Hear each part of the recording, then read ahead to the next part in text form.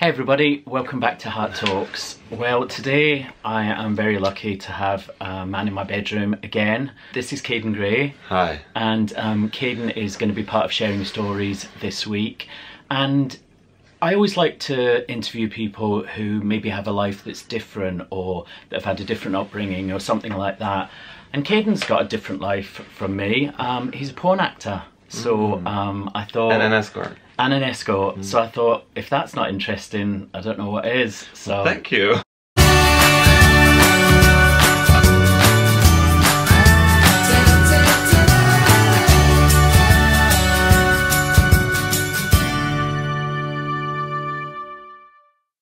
Hey, thank you. Thanks for having me. Pleasure. You're very welcome. So I have some really interesting questions here down on this bit of paper.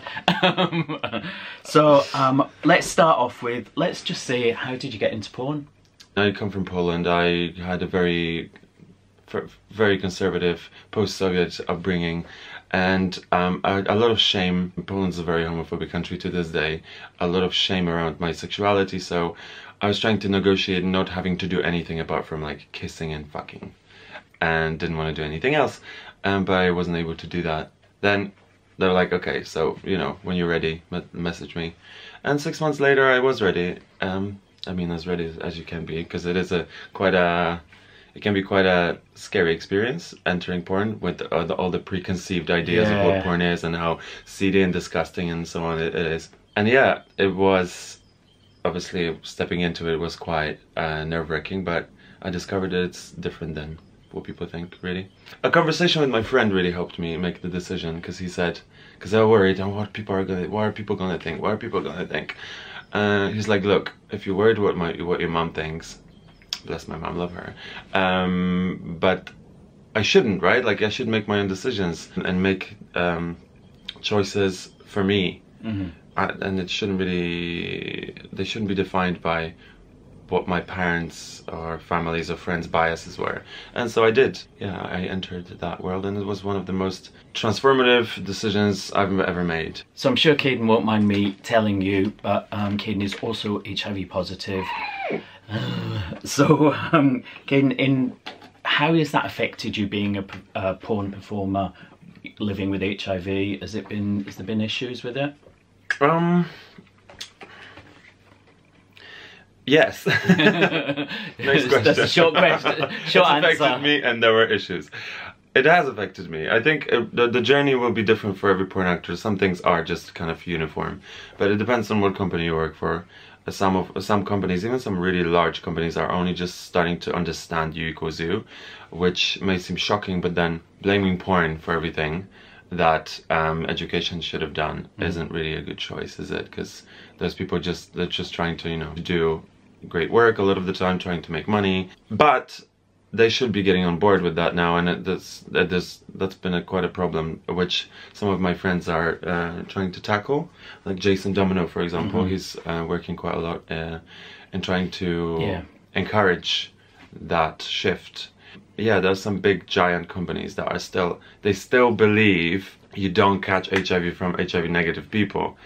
Now, of course you don't, but the problem is you don't know, if you have a lot of sex particularly, you don't know if you're negative right now. You're a negative test result holder, and that's really the only people you catch HIV from, people who think they're negative. There's obviously people who know they're positive and obviously potentially even knowingly transmit the virus, but the majority of us really takes care and goes on medication, and you cannot pass the virus, as many of you will know already. In that case, so yeah. But also, because of the stigma that surrounds HIV still, my journey wasn't always like this. Like right now, I'm really happy. I do most of the work that I do for myself. Some people frown upon OnlyFans and Just for Fans and all the subscription-based power to the models sites, but I'm actually making more money. I have control over what content I put out there than I ever have before, when I was like on top of the game and one of the most sought after UK porn actors. Boasting. I mean, fact, no. I mean, I said was, and that has been quite that's been a challenge to accept, because obviously that popularity, I mean, you have a shelf life as a porn actor, and that popularity has been dwindling. Like, I barely work anymore, and I do wonder sometimes if any of that has anything to do with the fact that in 2017 I came out. This was 2 weeks or 3 weeks after I won Hottest British Porn Star at Bravo Porn Awards. I never ever dreamed that little old me would get that kind of award, that kind of recognition. And going back to why I started in porn because I think I needed validation. And I mean, what better validation than win a national award like that? And I thought that was going to mean that, oh my god, this is going to be now amazing from now on. I wasn't scared about coming out. I mean, I was, but coming out as HIV positive, it was just, there had never been a better time. And I've pretty much stopped working in commercial porn since. But going forward again to what I was saying about the journey. Now it's fine, but there was a time when for 3.5 years I didn't tell anybody.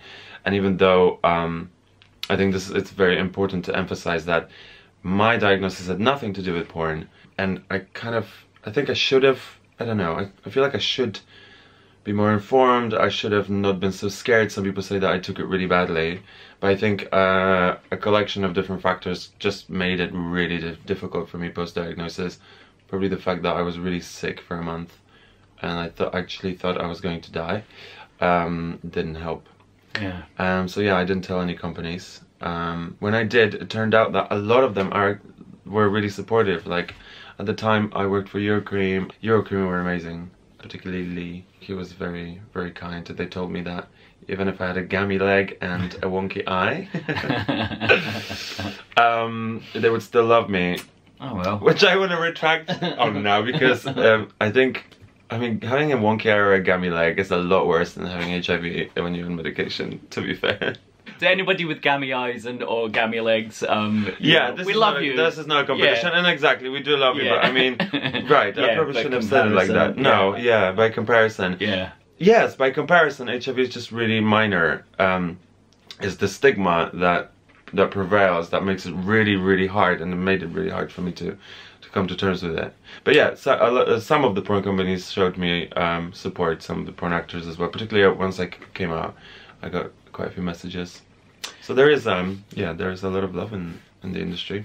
Of course it affects you, and it's affected me a lot because I'm very sensitive, and I think HIV kind of added to that additionally, because it was almost like a very tangible punishment for me being a slut, right? Yeah, I know. Obviously I don't think that now, but I did at the time.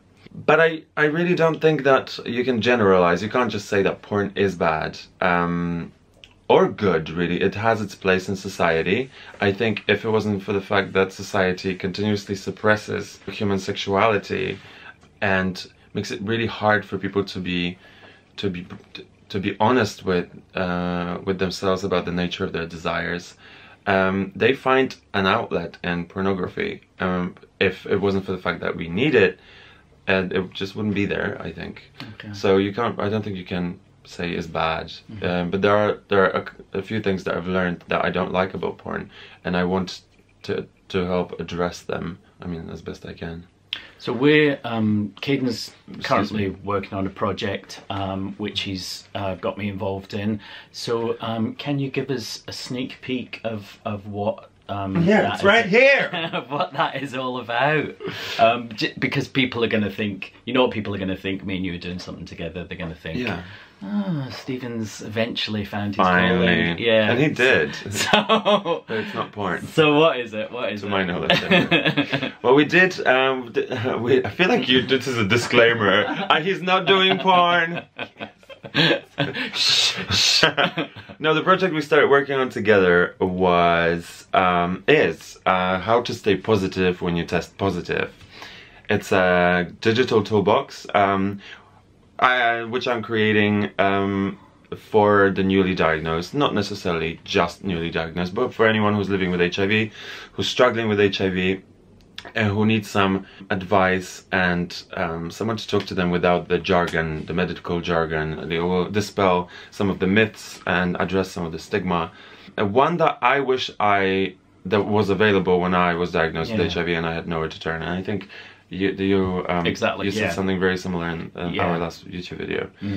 So it's going to be out spring or summer probably summer this year, because this is the first big project I'm doing that involves more people than just me and another person. And it was just supposed to be a short video, but it's gonna be a short documentary. A lot bigger, hasn't it? Yeah, because also like I wanted to help, but I only have my limited perception and my experience, so I thought I'd collect other people's experiences, and then I realized, oh, I have 4 white gay dudes in my project. Like, this is obviously first not representative.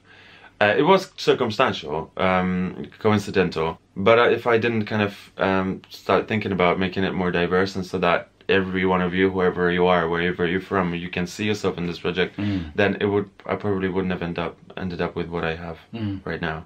And I'm a couple of interviews away from completing it, and then I'm gonna start actually filming my part, all the narrative and the story and B-roll.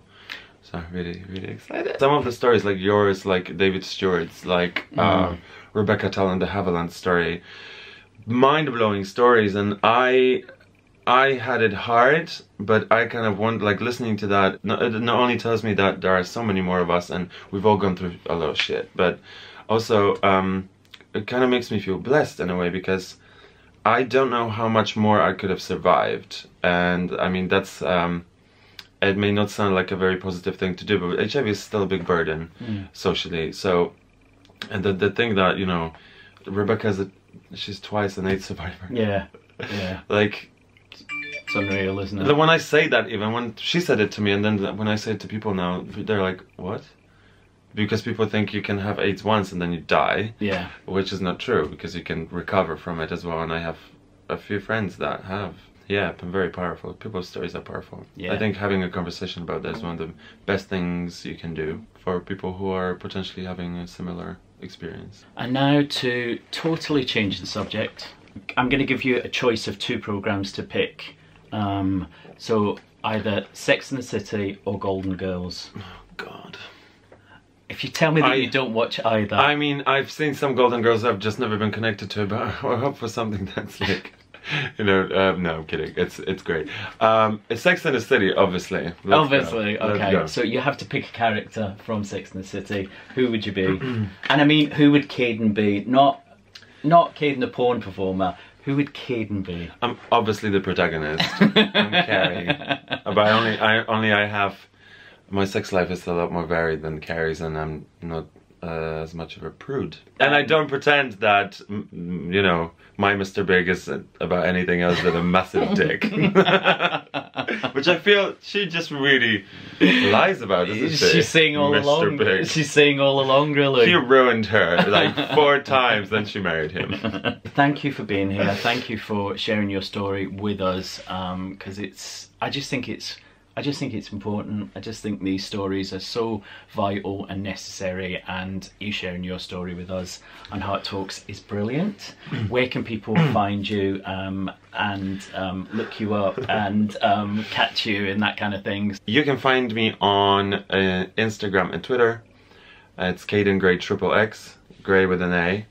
And then on YouTube I am Mr. Kayden Gray, but if you just type in Kayden Gray, some of my videos should come up. Yeah, because Kayden's also a YouTuber. I forgot to put that in. He's also a YouTuber. He has a YouTube channel. I do. So he talks about so many different things in that. So yeah, go and check him out. I'll make sure that all his details are in the description box below.